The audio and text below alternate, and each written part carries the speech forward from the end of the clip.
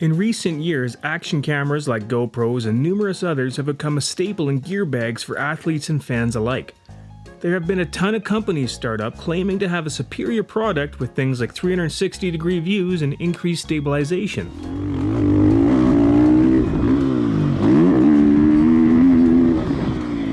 And just like technology, the price tag that follows is ever increasing. The latest GoPro Hero 8 will run you $400 to $500.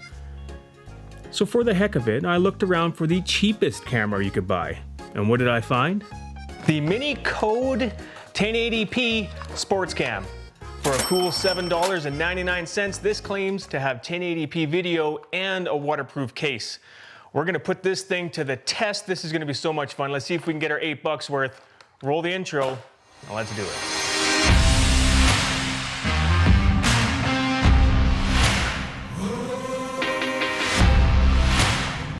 With plenty of colors to choose from, I went with what exemplifies my personality, plain and easy to predict.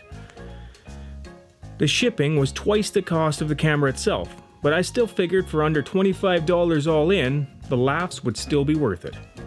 With claims of 1080p HD video and a battery life of 60 to 90 minutes, I was excited to see what this cheap camera can do. But let's start with the packaging. This is exactly how I got the camera. The packaging looked like it had been product tested by a child to see if they could get into it. But once you get past the outer appearance, it actually does come with a few accessories. So, as we pull it out of the package, I actually gotta tell you, this thing, it feels really light. In fact, it feels like maybe half the weight of an actual GoPro, which I happen to have here, my trusty GoPro Hero 7. And like I said, it feels about half as heavy, but let's put it to the test. I got a scale. So we're gonna chuck these things on here right out of the box. The GoPro Hero 7, 118 grams. It's got a few chunks of dirt on it, but nothing big.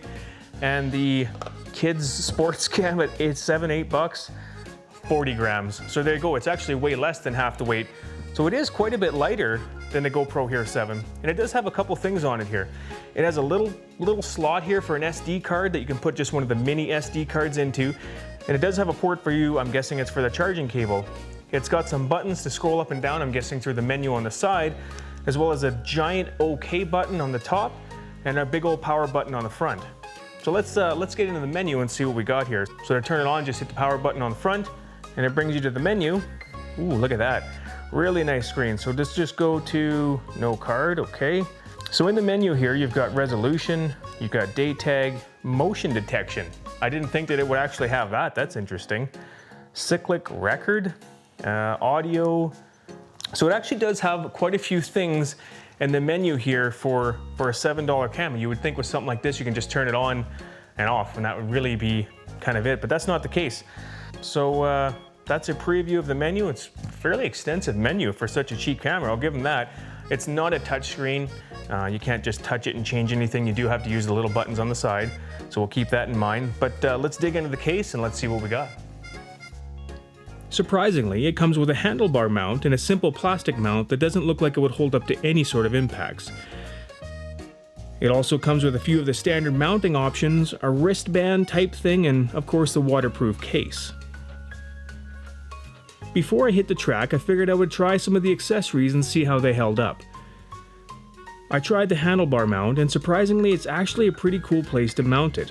I've tried several places to mount a camera before, and I always seem to have the camera pointing in the wrong direction. My camera messed up!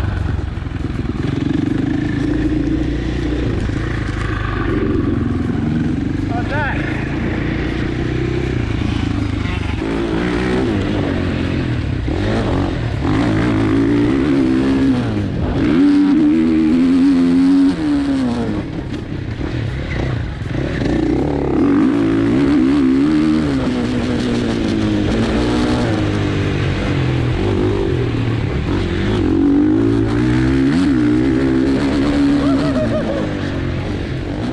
But the cool view doesn't last long because the mounts are so cheaply made they can't hold the camera still. Before long, I looked down to find the camera in completely the wrong direction. Next, I tried the simple plastic case that it comes with. I figured the best way to test this case was some impact tests. After several hits, the results were actually surprising. It held in that stupid case better than I thought it would. but after I put a little mustard into it, it popped right out of the case. Definitely not as secure as the standard case that comes with a higher end product. Time for the waterproof test. So it claims that it can go 30 meters deep, and obviously I don't have that kind of pond around me, nor do I have a boat to go into, but at least I can try with this. I can't think of a scenario where a rider would be 30 meters deep in water, so using a bucket full of water should give us a good idea on how it will hold up. Any sort of rain or mud you might find shouldn't be any more hurtful than that. As it turns out, it actually held. If the video is any good at all, maybe there is some hope for this thing yet. Initially, I tried to use the SD card from my GoPro, but the camera wouldn't recognize it as an SD card. I actually had to use an old card from a cheap drone that I used to have. I'm not even sure where a guy could pick one of these cards up at anymore. Now, full disclosure, I tried to mount the camera to my chest first to give her a cooler point of view feel to it, but well, let me show you how that turned out. Now, having an idea of what I was dealing with, I set out to do some motos. As expected, the GoPro provides some pretty great video. The stability is outstanding, and I say that because once you have something to compare it to, it's pretty obvious.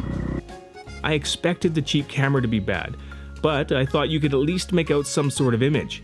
You get what you pay for, I guess. Not only is it unbelievably shaky, the color in the image is totally useless. This thing looks like it was used to film the Blair Witch Project.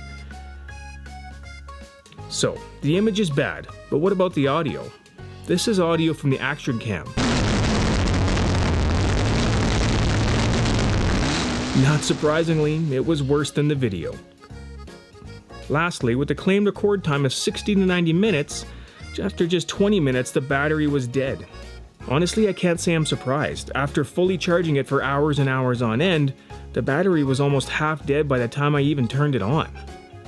Well, as expected, for $8, it sucks. It's a piece of junk camera, and I wouldn't buy one, but I will say this. For the $8, it was totally worth it for the fun that I actually had making this video. It was a lot of fun taking this thing out to the track. I mean, the video looked like it was from the Blair Witch Project. It had me laughing anyway when I was editing it, so for that, totally worth the money. I hope you liked the video. I hope it entertained you a little bit. If so, hit that subscribe button for me below. You know I appreciate it. Stay safe, ride safe. We'll see you guys in the next video.